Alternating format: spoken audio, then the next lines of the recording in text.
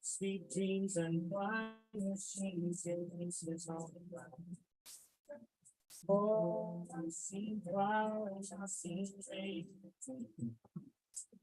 Seen something that I thought was never end. I've seen lonely times when I Could not find a friend. that I see David one more time again. But I see you one more time again. There's got the big things coming my way this time around. But I see this time.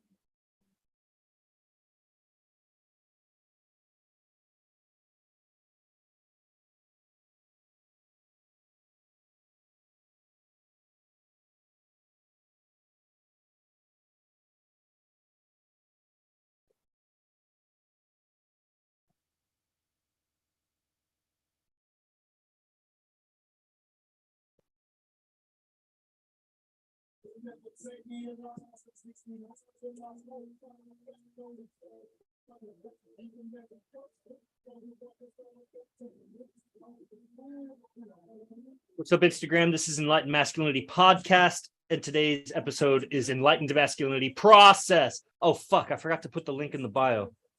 Okay, actually, I got to end this and start over. That's probably going to affect if people join.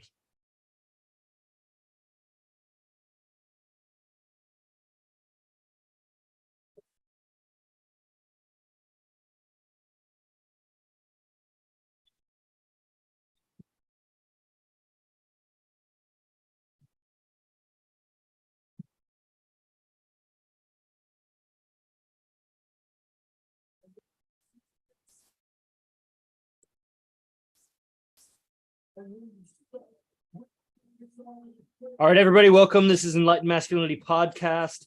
Today's episode is Enlightened Masculinity Process, and the YouTube link is in the bio.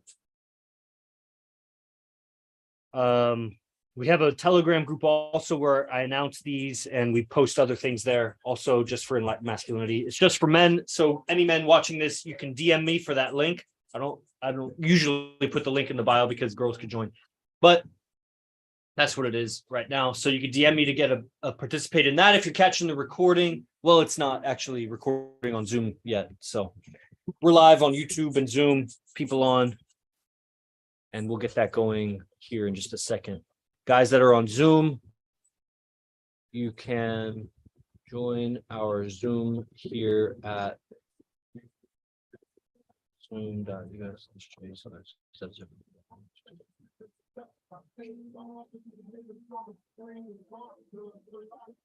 All right.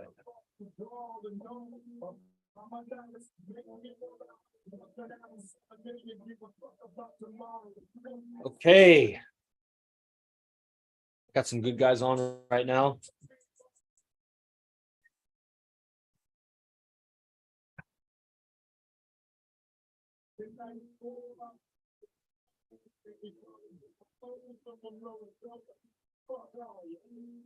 Look, oh, y'all.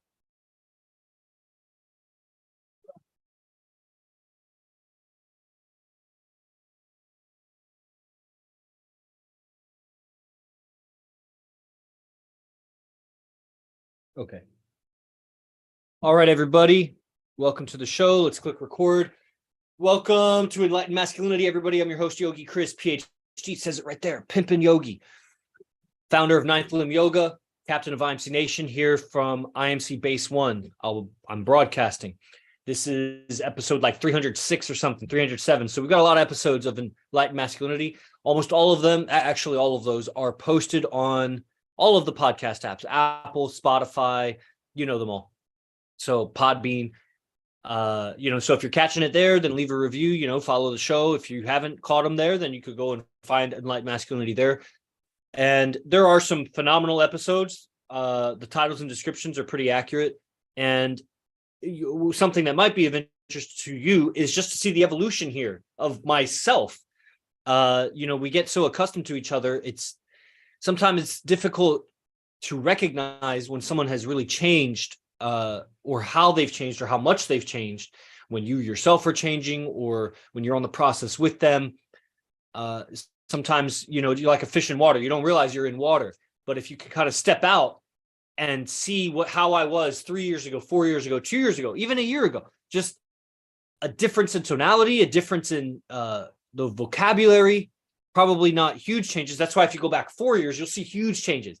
That might be inspiring to, some people. Change is very possible. I still feel very young on this process. I'm 36 years old at the recording of this, or my body is 36. And, so in many ways, I feel like an 8-year-old because I found this stuff about 8 years ago. Maybe up to 10 years ago, I found like personal development or whatever. And this is the Enlightened Masculinity process, is what the episode, because I had all these ideas and I'm like, man, that's not a good title. That's not a good title. But I realized that all of these ideas I have are like part of the process that I'm applying to my life. So much of it learned from my mentor, Arash Dibazar, who I live with here at IMC Base One, founder of IMC Nation, and just whatever innovations and realizations that I have along the way. We follow other teachers. I listen to Michael Singer a lot, has been in my mind lately. Maharishi Mahesh Yogi, I apply that technique just all the time. And so we'll get into it. Let's see. I have a little bit of notes right here. I'll just look at that. One of the readings that I recommend for people, and I think it's good for girls also. If a girl really wanted to understand me a little bit more, would be The Way of the Peaceful Warrior. I think that's what it's called. Yeah, The Way of the Peaceful Warrior. I haven't finished it yet, but there's a lot in there that reminds me of myself on my journey. Guy's an athlete, finds a spiritual teacher. The spiritual teacher is not teaching him the way that he thought spirituality should be. It's a lot of kind of pushing your buttons and giving you the opposite of what you think. Like, you need to not drink and smoke so much. You should clean up and fast. And then once you fasted and cleaned up, and then he's like, okay, let's go out drinking. And you go, what? And then you go out and get shit-faced drunk. And then it's just swinging the pendulum both ways so that you become less attached to there's a right way to do this. The right way to do this is to not be so attached to there being like a right way, like the virtue, like the Stoicism. There's another school of thought that we study from a lot. Like, I was reading my Stoic book this morning. Oh, what is it? Oh, there's a quote here. Let's see. I underlined it. Disasters, therefore, and losses and wrongs have only the same power over virtue that a cloud has over the sun. So when someone wrongs you, when you lose something breaks, a disaster happens, that has the same power over limiting your virtue as a cloud does uninhibiting the sun. It may seem like, it's not, and that's powerful. It's not to say that you never get down about shit. You're never sad about something that happens. You let it go, just like a cloud blocks out the sun sometimes, but it's not going to be cloudy always forever. Maybe in certain places of the planet, but it's an analogy. So you don't let it make you non-virtuous just because something that against your liking happened. You know what I mean? In The Way of the Peaceful Warrior, today he was talking. The book was written however long ago. Today I was reading something in there, and it was like a warrior. Fuck, let's just grab that book too. Shit, this is gonna be quote day. What does it say here? I like to underline shit. Old urges continue to arise. This is like a Diamond Bavell syntax. Here, I'll do my British accent. Old urges continue to arise, but urges do not matter. Only actions do. A warrior is as a warrior does. It's pretty good, right? Old urges continue to arise, but urges do not matter. This is good. I think, pretty sure my girl is on. That's my girl right there. You know who you are. We were just messaging. You know who you are. Old urges continue to arise, but urges do not matter. Actions do. A warrior is as a warrior does. And even my girl is a warrior of a feminine nature. You're a warrior, spiritual warrior. Okay? Fuck those urges. Okay? And if you're not certain if the action is good or not, then take a pause, take a step back. And if it's time pressing, if it's urgent, you got to act, you got to do something, then make your best judgment and learn and grow from it. It's not the end of the world. Worse things have happened and your relationship has survived. So just do it. Or ask, advice or whatever. Okay. So that's just some of the readings. Urges versus actions, shining amidst obstacles. That was great. Actually, those are my first two notes. Then my readings, actually, this is going into, man, that would have been great to talk about just the reading list. That would have been a better title. The reading list of an enlightened masculine man. No, whatever. I'm not even enlightened. But more than most guys, it's like not even close. It's just pathetic. Like most guys are so unaware of their inner world, the inner reality. They don't understand or have a concept of whether they're resisting a thought or whether they're resisting what's happening on the outside world. And the thing about it is the outside world is only perceivable through your senses. It is experienced through your senses in your mind. The outside world is just your mind. The mind is the outside world. The mind is outside of you. Your senses are outside of you. Everything besides you is outside of you. The mind, your emotions, your senses, the physical world, your body is outside of you. Your body is outside of you. So resistance is in the body is resistance from the outside world. And the Michael Singer process, becoming very aware, more and aware, transcendental meditation, very similar, becoming more and more aware of the thoughts, the perceptions that are, I was going to say tensifying. They're tensing you. They're creating tension and resistance and confinement in your heart. Little anxiety. I had some anxiety about jiu-jitsu yesterday. I was going to go to jiu-jitsu. It's fucking ridiculous, man. Almost every time I get hella nervous, anxious before jiu-jitsu. And almost every time after jiu-jitsu is done, I'm like, I can't wait to go tomorrow. And which I don't, because I don't practice 2 days in a row. I do 2 days a week. And it's just like, the fear is from injury or whatever, which I've already like injured these fingers, injured my rib, injured my nose. My knee is a little sore. It's not really injured, but I mean, I got fucking healed in the nose and it was flat over there. I had to push it back over. Like little injuries. We're not even going that hard. It's not even close to the wrestling days. In the wrestling days, it was just like, man, we were brawlers, but I'm 36. Like at the time, I was much younger. And so it's stupid. It's a little anxiety, like totally cowardice. Like, it's not even the case, all of the injuries I've gotten from the jiu-jitsu so far has been me being overly reckless, overly aggressive, not really trying to learn the art form, but trying to win like a wrestler.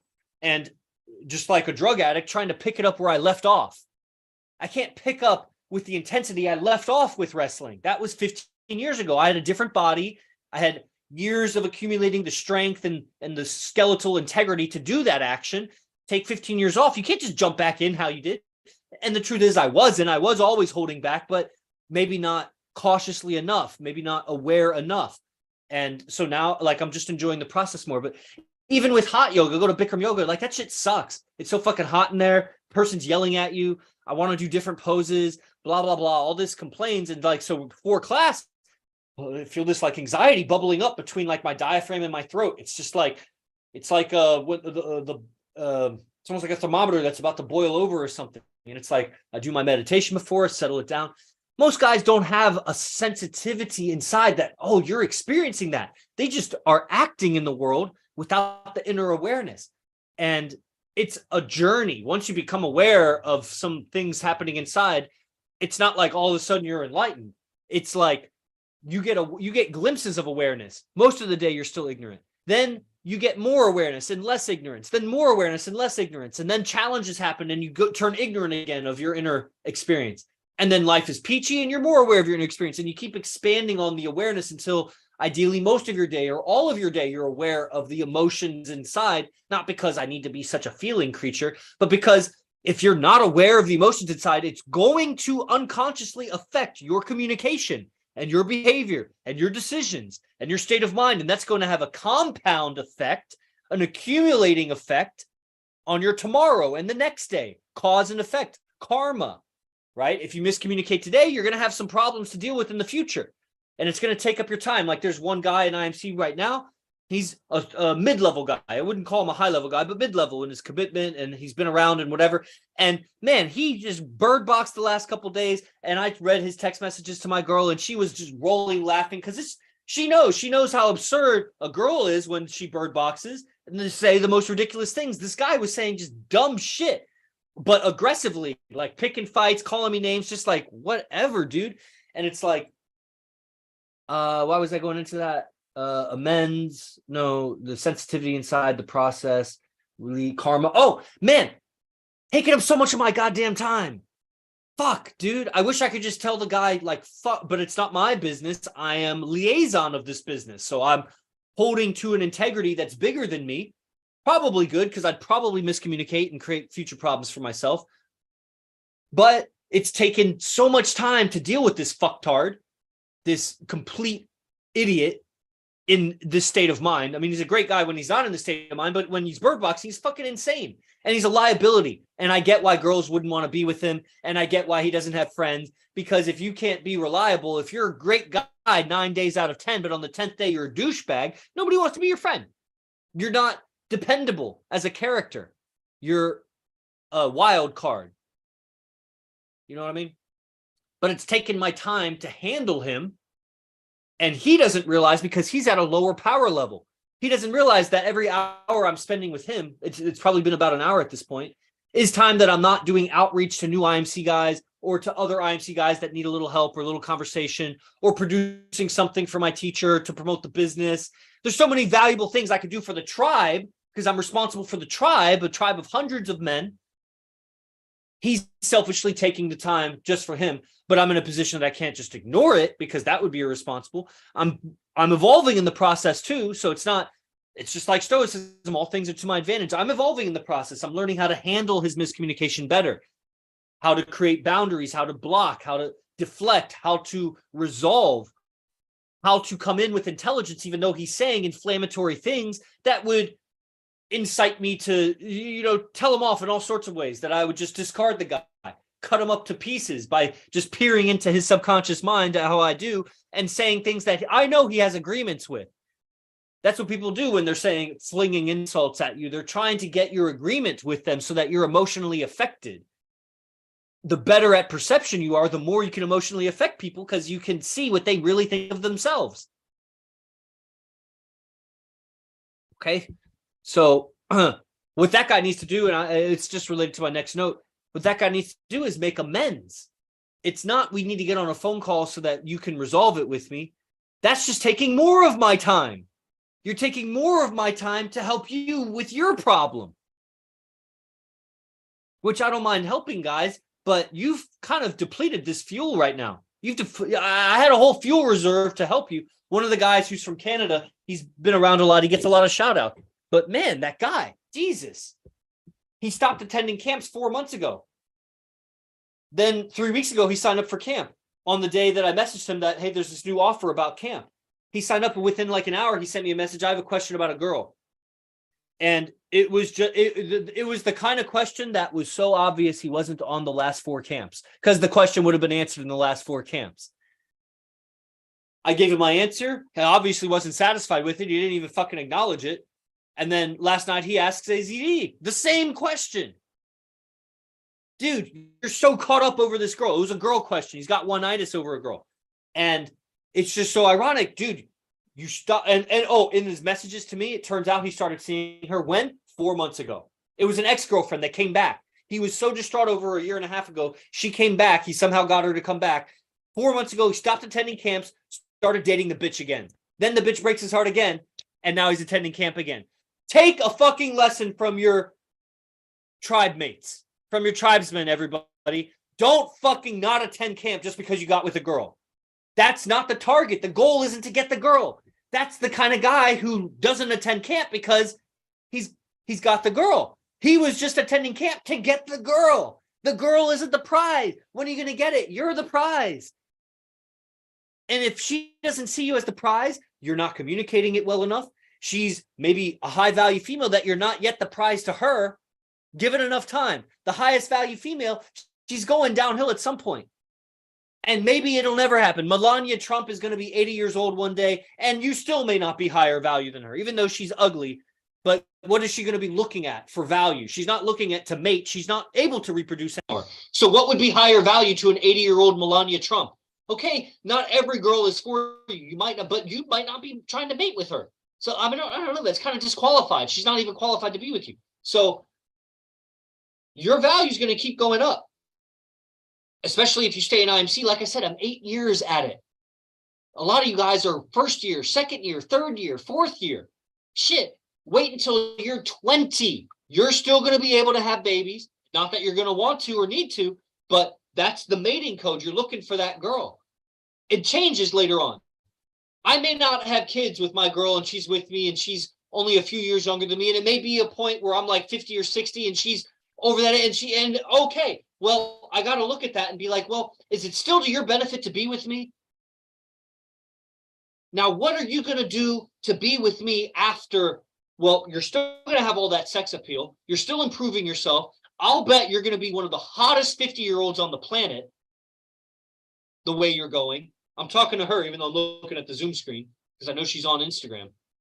And you're going to make yourself so valuable. If you have a woman, guys, that's able to nurture and cultivate other younger, beautiful women, how to be with you.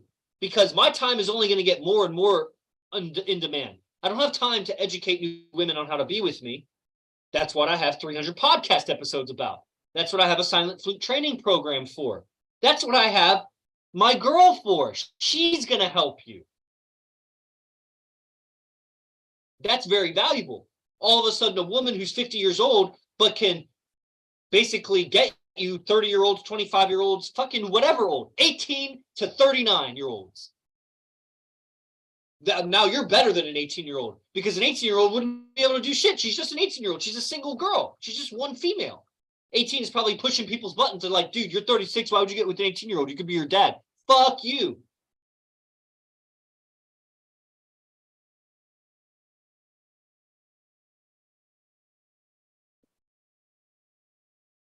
Fuck you. That's what I think about that. Finally got a rise out of a ways. Jesus. After I just sent you a very inflammatory message this morning and you showed it to my podcast. Fuck. Learning to calibrate, you know? Recently, I was talking with my cousin. I might have talked about it last week. And I miscalibrated. He's younger than me. He needs help with women. And was not sensitive to that. He's not in IMC. Like guys that are in IMC, I can push a little bit differently, push a little bit harder. But it's in my interest. It's in my benefit. I feel better at being able to help my cousin. And I wasn't able to help him because of my communication. I shut him down. I closed him off to help. I have to wait 6 months now until he opens up again. So I created that karma for myself, not being calibrated to the situation. And that is the case. Out of 300 guys, one guy I rubbed the wrong way. Man, don't think that I don't wish I was better. Don't think that I don't wish I knew better how to help you. Don't think if you're on this stream right now and you're not on the exorcist camp, even though it's practically free, I still think that there's a way for me to help you get on it.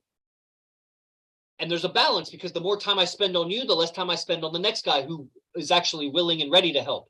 That's why we want abundance. I want to be talking to 3,000 guys so that I only fucking help the motherfuckers that really want help. I have choice amongst the guys that want to get it. If I only have 300 guys, there's some of you that are freeloaders, that are lazy. Just like if you're only talking to 2 women or one of these guys, he's in Vegas, he's on IMC, he's been to one camp, and he has a girlfriend, he's 24 years old. That's what Enlightened Masculinity should be. I should just gossip about all the guys so that the girls that are watching my stream know that I know something about guys. I know something about girls too. I'm very smart on this thing and getting smarter every day because I'm on a process, the Enlightened Masculinity process. I've already given you book references and different processes like TM and talked about things, emotions, given you some stories. So the value has already been delivered. So we're just going to kind of wrap it up. And so he has a girlfriend of 5 months. He was saying that, man, it's so funny. Him and this guy that he works with, they were both here from Vegas a couple months ago. These average guys, fucking average motherfuckers. And they're like, we're not into the multiple multiple women thing. We're just here because of the communication skills and the mindset and all this and that. Okay. By the end of the weekend, both of them, who had both said, we're not trying to have multiple women, both of them were talking about how difficult it will be to bring in other women because their girlfriends aren't going to be happy about that. Why did you change your mind, dude? Why did they change their mind? Because they saw us go to the strip club. They heard all the conversations with the guys. They're around a bunch of other guys who are not dogging them or negating their desire to be with multiple women. That's what their life is. They go back to work. They go back to all the people they interact with, their family, their brothers, their fathers, their whatever. And those people are not accepting of that they want multiple women. So they have appeased all the men in their life and the women in their life, which are probably limited to mom, sister, and their girlfriend, by saying, no, I don't want multiple women. That's immature. No. Whatever the fuck they're saying. And now when they're confronted with the reality that they're surrounded by 20 guys who unapologetically are like, yeah, I'm with multiple women. She knows about it. He knows about it. They all know about it. If they have a problem with it, they can take a hike because I got options. Now all of a sudden they're faced with the reality that they're an outcast now. And you sound weak. And they can hear themselves. And by the end of the weekend, they're like, man, I just don't know how to do it. Okay, I give them some advice, this and that. A few months go by, they haven't attended more camps because, for whatever the fuck their stupid reasons are. And he's saying, I don't know yet if I, want the multiple women thing. And it's just not a priority for me right now. I haven't experienced all the negative effects that you're talking about with monogamy yet. And I was like, how old are you? He says 24. And I was like, oh, that makes sense. Okay, you're 24. How long you been with her? 5 months. Okay, that makes sense. You're 5 months, probably in your first relationship ever. Dude, when I was in my first relationship, we fucked 3 times a day, every day. I swear to God. My girl's fucking hating me right now. She's like, God damn it, Chris. It just doesn't work like that anymore. Sorry. Not like, the unit doesn't work like that anymore, but also I'm a little dissent. I was such a repressed individual. I used to masturbate so much when I was like in my teens and in the high school years. It was just ridiculous. It's just ridiculous. And when I found a girl that was pretty good looking, that was giving me the admiration I wanted, admiring me like how I'd never been admired before, made herself so easy and available to me, and I hadn't had it before, man, it was like new pussy every fucking time. But it was also a lot of fighting, a lot of makeup sex, a lot of toxicity that we just were resolving through sexuality. And it probably jaded me a lot with sex in the future relationships that I had. That still healing trust. Like she says to my mom, I got my girl to talk to my mom the other day, so she helped out my mom. Value, that's valuable to me. Thank you. I wasn't available at that time. You helped her out. Dang, that's pretty valuable. And she says to my mom, like, as I'm getting more trust from Chris or whatever. You wonder why I'm not trusting? Probably from that first relationship. So you might not like that, she got all that sex from me. Well, she's also a single mom with a bunch of, and her life is ruined. And thank God it wasn't for me. And so I don't think it really worked out that well for her. And, for me, I'm like, that's why I don't trust, because that bitch did some crazy ass shit. And I was on drugs at the time. So it really left deep impressions. So moving on, what was I saying? Oh, 24. Yeah, monogamy. You're in a 5-month relationship. You're still in the honeymoon phase, dude. Just give it enough time. You're going to be not appreciating each other, nagging, she's going to trying less hard. She's going to be talking to other guys. You don't even know how, what you like from women if you're not talking to multiple women. If you've only been with one relationship, you barely even understand. She's going to whittle down your standards for her because she's cut you off from other options. You have cut off your other options. He probably didn't even have other options because he's not exactly he's a handsome, charming guy. As a 24-year-old, he's got a bright future, I think. Tall, white, full head of hair, ambitious, got a business, entrepreneur with a guy friend. So he's got a tribe that he's working with. And he's part of a bigger tribe, IMC. That dude has a very bright future if he wanted it to be. And she probably sees that. And it's in her interest that he's monogamous, because then she gets to take all that advantage of that and use him and whittle him down, because pretty soon, like Pavlovian conditioning, you ding the bell and the dog salivates even if there's no food. Pretty soon, he's going to be under her thumb for sex. And since he's cut off other girls, he doesn't have really quick access to other sex. She has quick access anytime she wants, if she's got good looks at all. He doesn't have access to that. And It's going to be very disturbing for him. And so take note of this. Always take note of this. Everybody take note of this.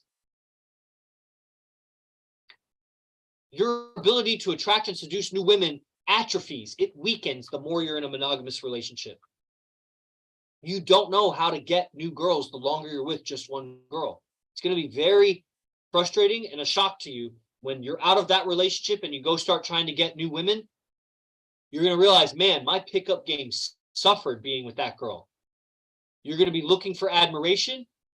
They're not going to give it to you. Women in the world, they are very negative people. Even if, like, my girl is going to just mad dog a motherfucker that tries to talk to her or just walk away.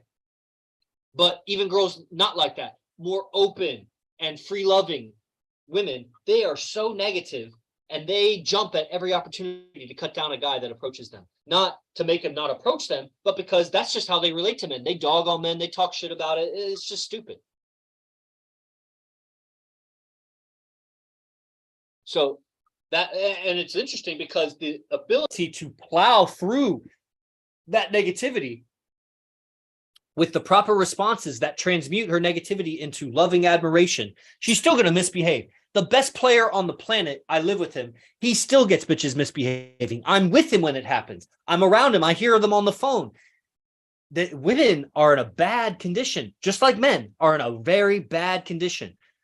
And we have found a recipe here to slingshot ourselves out of orbit on this prison planet using the gravity of male-female attraction and understanding the physics of communication. Damn, Diamond Bavella is like, that's going in a poem. That was good, Yogi Chris. Everybody, Diamond Bavella is a freestyle poet, slam poet from UK. Okay. Are there any questions or comments on any of that? I know I kind of jumped around a lot. See any other? Make amends. I kind of evolved with, ended with like making amends. I kind of jumped off that topic. You know, if you do someone wrong, you got to do more than the wrong you did. If you violate someone, you got to do more than what you did. Apology, you can't just unbreak a dish. You got to do more. If you're rude to your dad, you got to make up for it. I called my dad the other day and apologized for something I did 16 years ago.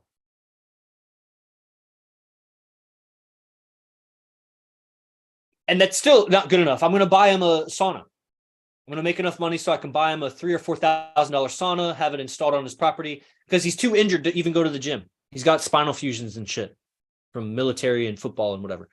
So, but that's still not, because I got to make amends for all the misbehavior of my life. So my parents are going to retire well. And, you know, when you do someone wrong, make amends for it. Like, do what is that going to, you got to figure that out. What's of value to them? Humble yourself. And I think that's the gist of it. I had a couple of other notes, actually specifically dealing with game and evolutionary psychology, which I think you guys like, but I have some business to do, so I don't want to just like ramble on. So if you like this episode, leave a review. That's